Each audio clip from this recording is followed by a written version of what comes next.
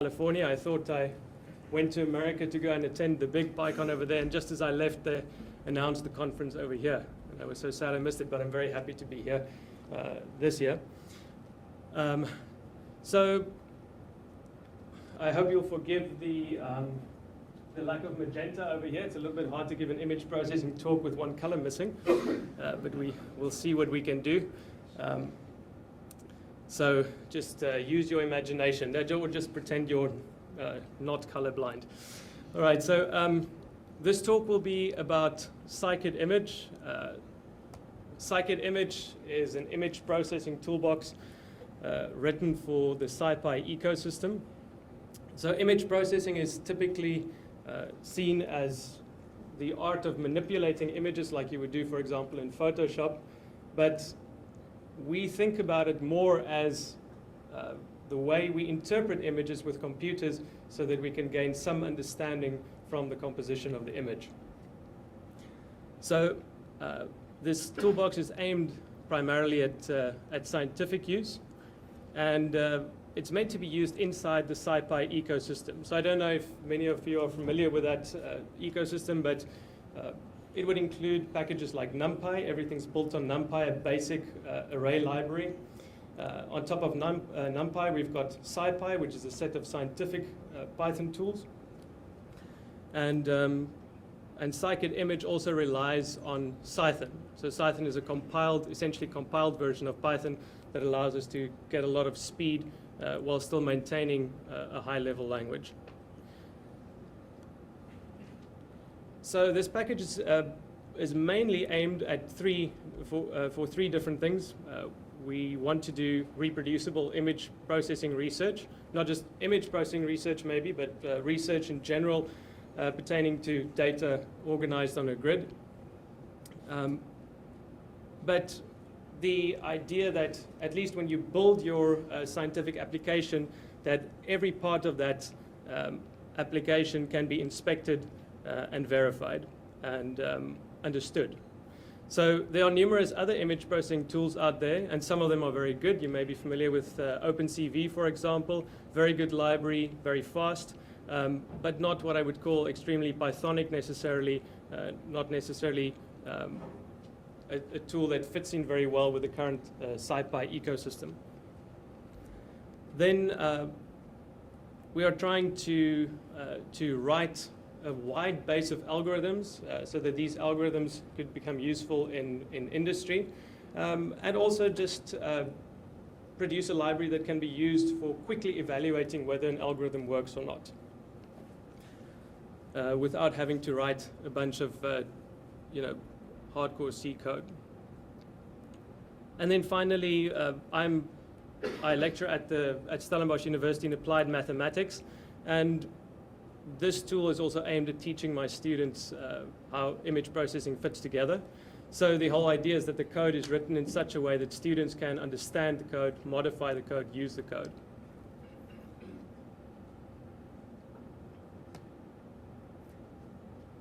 So to give you a bit of further insight into what image processing typically does, here's one example of many.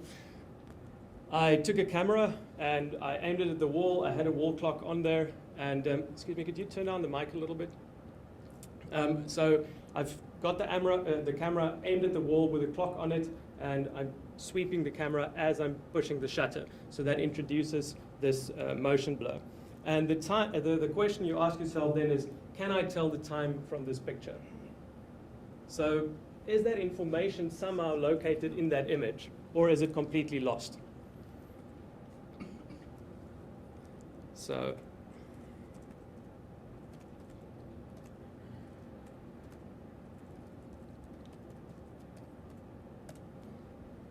if you model the underlying process, then theoretically you should be able to invert that process. So if we know the image has been blurred, we should be able to de-blur it somehow, unless the information has been destroyed. So here's a little application I wrote in scikit image that allows me to do a de-blur and play around a little bit with the parameters.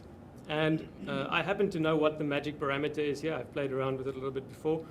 You can adjust the exposure time. It doesn't make a big difference over here. But the real parameter you want to mess around with here is A, which describes the motion in the X direction. So if you drag that one over here, then you should see something interesting happening. Right, so around 0.04, we start seeing something come out of that image. I don't know how clear it is on the projector for you guys, but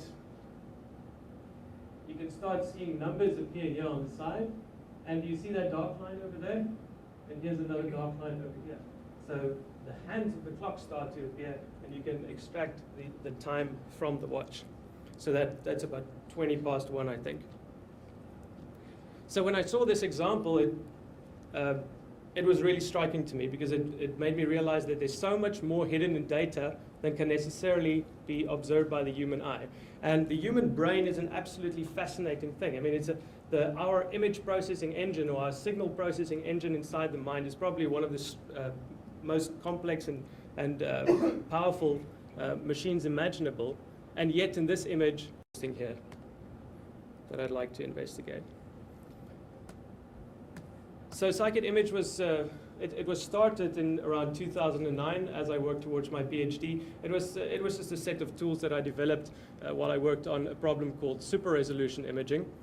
So super resolution imaging is where you've got an object that's pretty far away. You can't identify the object. So for example, you've got a person, the person's too far away to identify his or her face. So what do? Well, typically you put a better lens on your camera, but imagine you don't have that option. So imagine you're in the situation where you've got a rover that you send off to Mars, for example, and then you decide you need high resolution images. But you can't change the lens on the rover all of a sudden. So what do? Well, you acquire multiple images of the landscape, and you rotate or move the camera in some way while you take those pictures, and then you combine all those pictures together to form a single higher resolution image.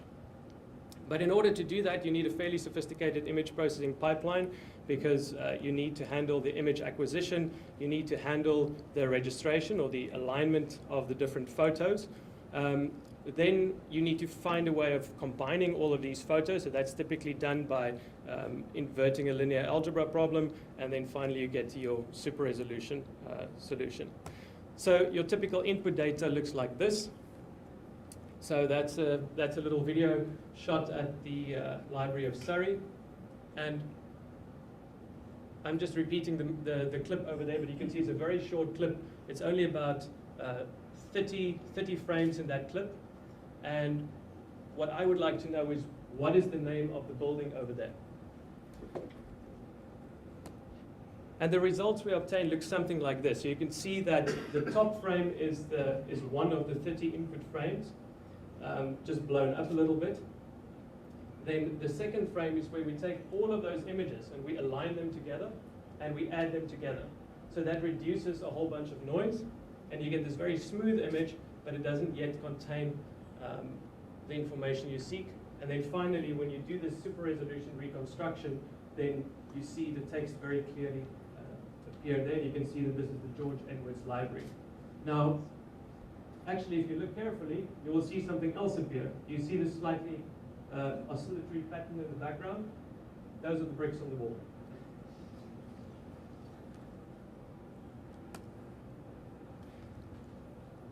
So this started off as a bit of a pet project. People started posting snippets on the mailing list, and as I saw repeated snippets there, I thought, well, maybe it would be useful to combine these things together. So it was mostly an issue of convenience.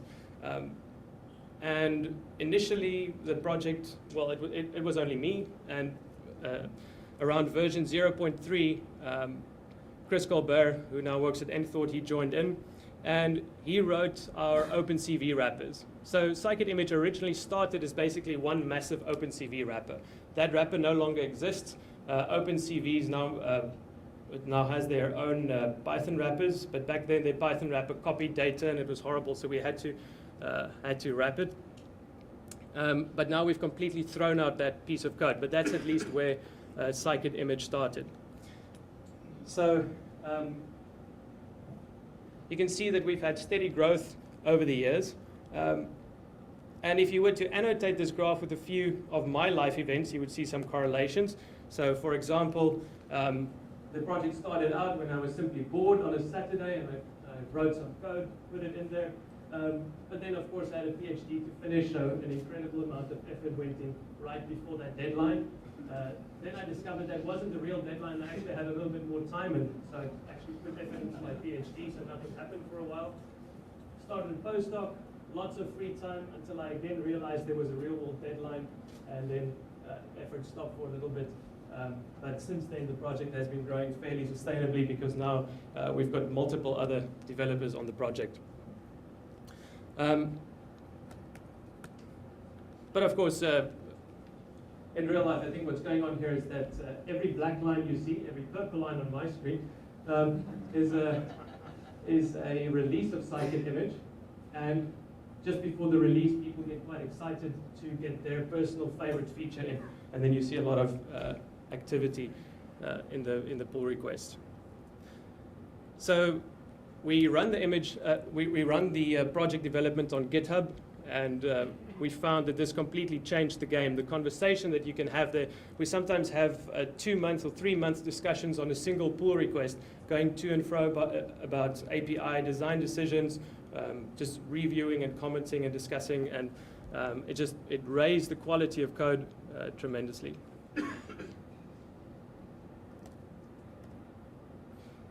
From Olo, I pulled down a summary of the project. So currently we've got about 88 contributors.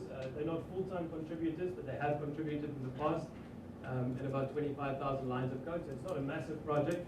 But a lot of this code is written in Python as well. So when I show this graph that shows the different languages, it's not unsurprising that there's only one language, but it's essentially Python and Python. And yes, I think it's the fact that they say that we've got increasing year-over-year commits, and that we've got a large sustainable development team. Those are all signs of a healthy project.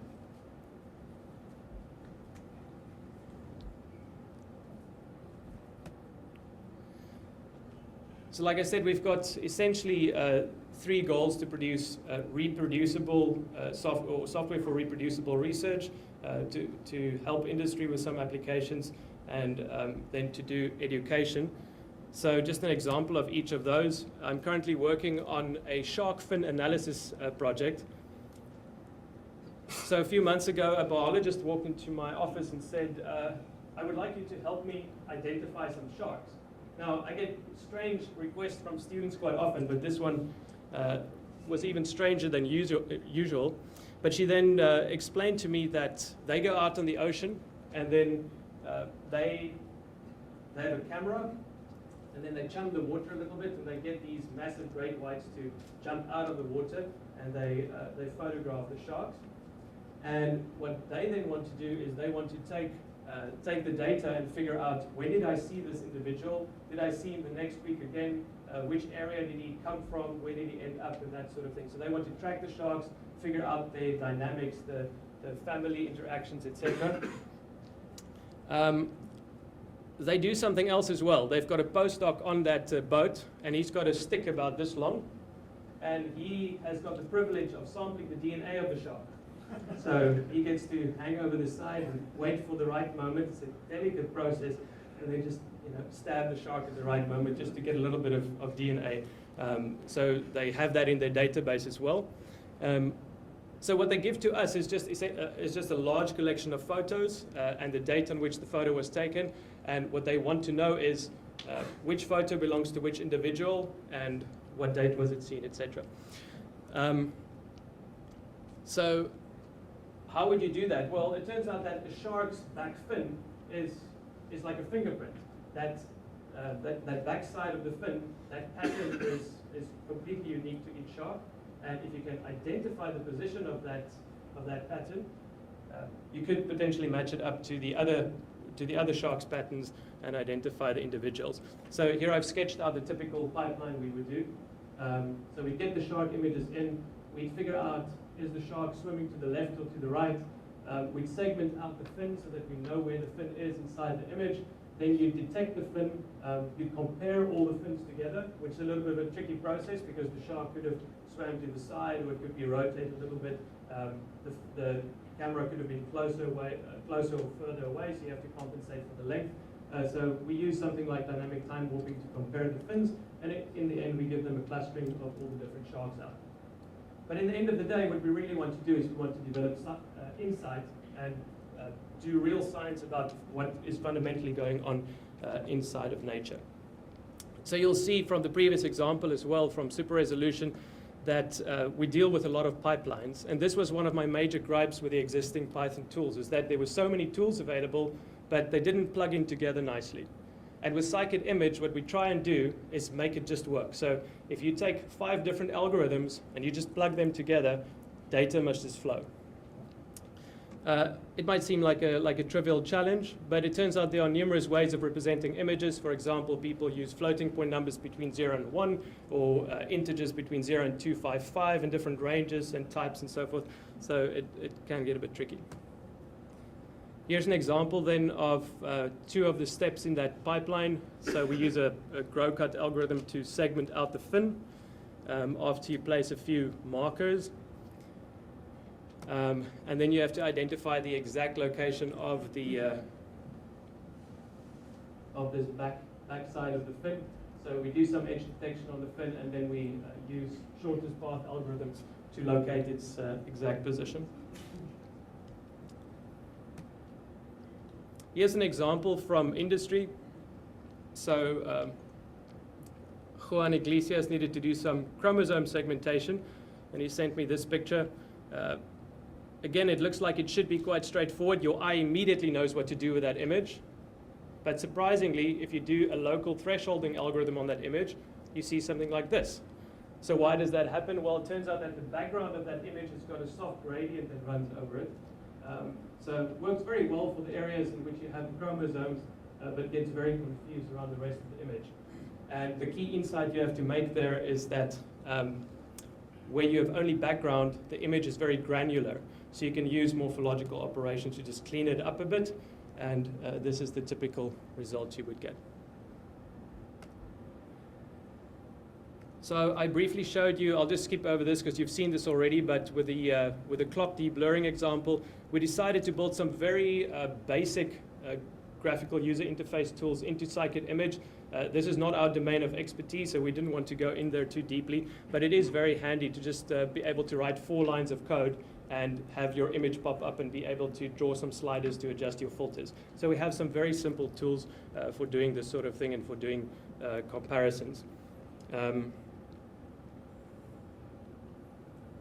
Maybe I can just show you that, for example, yeah, okay, I'll skip that for now. On the education side, like I said, the code is entirely open. It is well documented.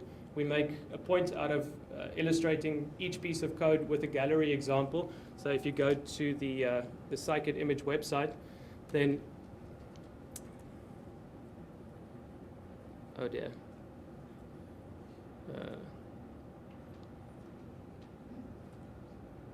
So there's the scikit image website, and at the top you'll see there's a gallery. So if you go into the gallery, my internet connection is down at the moment. But if you go to the gallery, you get all these different examples. And if you click on any of the examples, for example, here's the template matching example, then you see the output of the example and the snippet of code that produced the example. In most of the examples, you'll see that most of the code is mainly for plotting purposes, and then the algorithm is typically a fairly short part.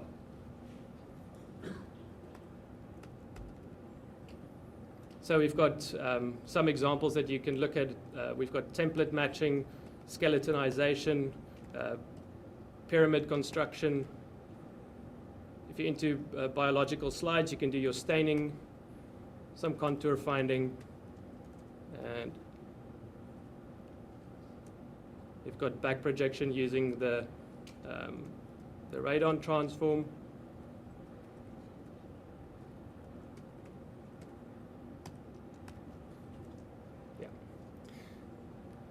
So apart from that, we also interact with the people at Software Carpentry. Software Carpentry is a group aimed at instructing and teaching software engineering using Python. So for them, we've built a module into scikit image called scikit-image.novice. And that allows you to, it has this powerful image object that allows you to just describe an image of the pixels in terms of words that would occur in natural language. So if you say pixel.red, a beginner typically understands what that means. You're not going to use that once you're an expert, but it's convenient for beginners to be able to just run over the pixels and based on some criterion, change the color or move it around, that sort of thing. So we built this very simple interface where younger people or beginners in programming can start to play around with images. It's not fast, but it works. We've been fortunate enough to have 3 Google Summer of Code students this year, and they've been working on image segmentation, on image in-painting. So if you've got scratches on a photo and you want to fill in, if you want to remove those scratches, how would you fill it in? And then finally on feature matching, which is a core component of image alignment. So here's an example where we do orb matching. Orb is a type of feature, and oh wow, that looks really grim without the purple.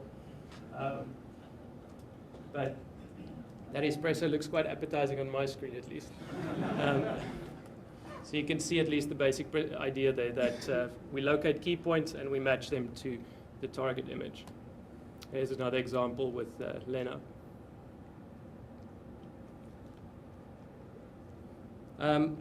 At the last sprints we had at the American SciPy conference, I worked with Stuart Mumford on, he's part of the, what's it called, the SunPy project, yes.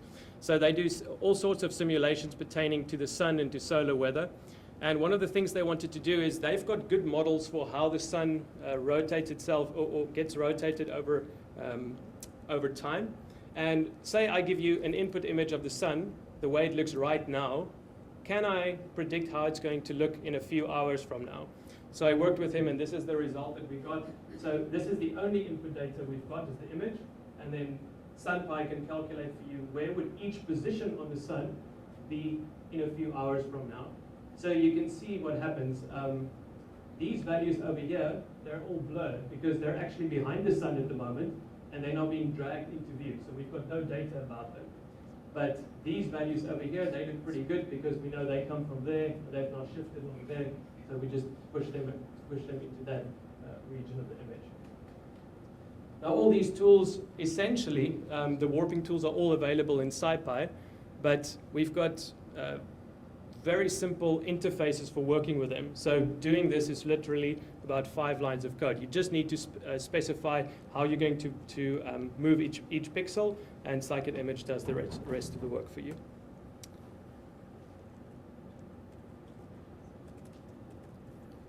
So here's an example. There's Lena, and you can see I warped her face a little bit, so I just did a fisheye transform on that. And that is as simple as, there's the whole code. So literally, you import the libraries, you define your transformation function, and then you ask scikit image to move all the coordinates for you. Okay.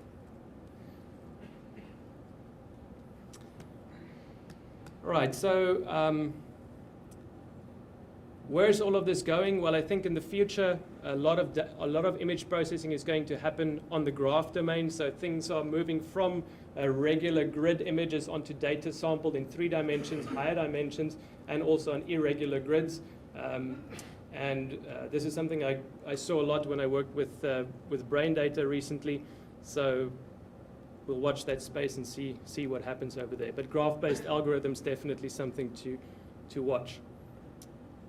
Then, just to finish off with, recently I got an email from a colleague from mine from Singapore, and he told me, I found scikit image quite useful, and I expected to hear something about one of his academic endeavors, but instead he showed me the following video.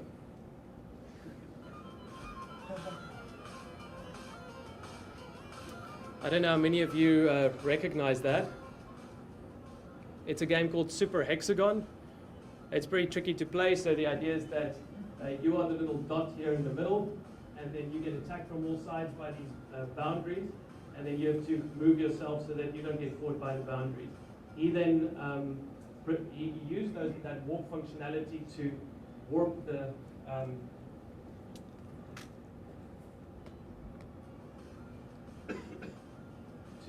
image. So take it from the circular coordinate system basically a rectangular one, and then he just does uses shortest path algorithms to find his way out of that maze.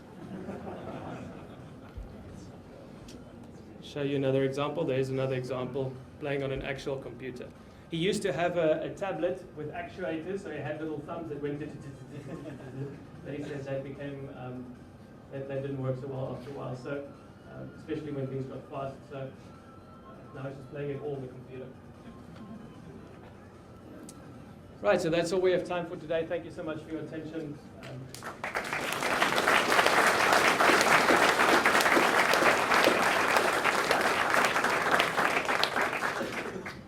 think you can all give Stefan a good round of applause again. That was awesome.